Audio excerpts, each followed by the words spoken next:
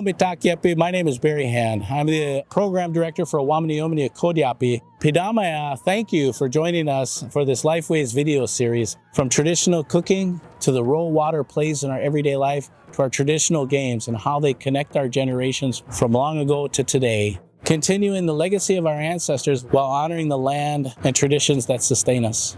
We hope you enjoy the video and carry these lessons forward in your own journey. Welcome back, everybody, for another Dakota Lifeways video. I'm Barry Hand with Owámniyomni Okhódayapi. Hand and Kahomy Weston with Owámniyomni Okhódayapi. Today we're going to learn how to dry squash. In Dakota we say squash Wamnú, and to dry squash we say Wamnú Pusyápi. So today we're going to dry squash. It's a fairly easy process, and you'll be able to keep your squash for a long time. So today we're going to teach you guys how to cut up the squash and dry it. There's many different ways that you can dry squash. You can use any variety of squash to dry. That also means pumpkins. When the squash are ripe, that's the best time to do it. End of September, October. We're going to kind of show the steps how I was taught to do it. How you were taught to do it in your home is the right way. A lot of times we're going to hear the way. This is a way to do it. But while you're doing this, you'd want to be careful, because when you're working with these really hard vegetables, if that knife slips, you're putting a lot of pressure down, you could have an accident. So be very careful. Knives are very sharp. Grab your squash. You want to make sure it is still firm and not going bad or anything, not soft. And then for this one specifically, I'm going to cut in half and then scoop all the seeds out of it.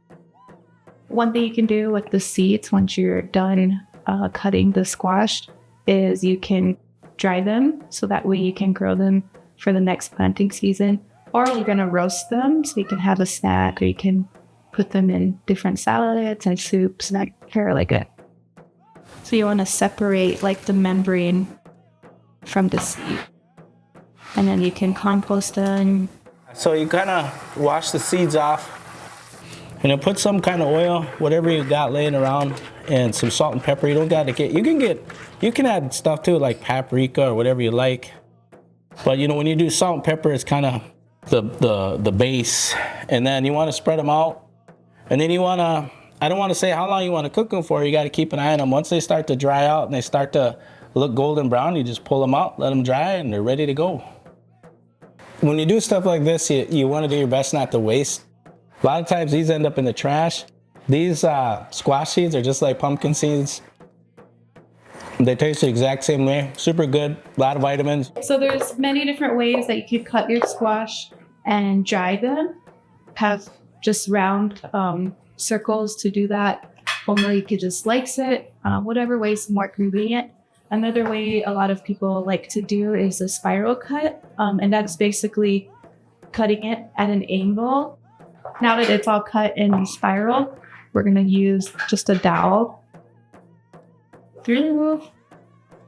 And then while it's hanging, you want to kind of separate it and spread it out. And then while it's drying too, you can rotate it, because gravity will pull it and kind of make it like an oval. So you could just rotate it every now and then. And then once it's dry, you can put it away for storage, or you can cook it and put it in some soup. And then other ways, you can just slice them up and put them in a dehydrator, which is a more modern way, a quicker way of drying squash. We're going to enjoy some corn soup. I have a heritage variety of black bean, whole chunk corn that was given to me by my aunt, and the washtunkala we made, or waskuyacha, we made in a previous video, and the squash. When you put the corn and the squash and the beans together, you have a perfect protein with vitamins and a carbohydrate. When you rehydrate that corn, that dried corn, I usually soak it overnight, and then I cook it low and slow. Once the corn and the meat are cooking together for a while, then I'll add the squash. The squash doesn't take too long to rehydrate. Before the modern age, how would we keep something like this once it's dried? You'd put that in your rawhide parfleche suitcase, or you'd hang them in your bark lodges, where you'd have the rafters, everything would be hanging up and away from getting eaten by mice. And even over here in Minnesota, we know that they would make clay pots and store those pots underground. Once you dry these out, these are food safe. We've been doing this for thousands of years. It's nothing to be afraid of. It might seem daunting at first, but reach out to your friends and family and relatives. Maybe they have done it before. Thank you all for joining us in our Dakota Lifeways series. Today we made squash and taught how to dry it and how to store it and how to use the squash in soups and in cooking. I hope you join us for our next video.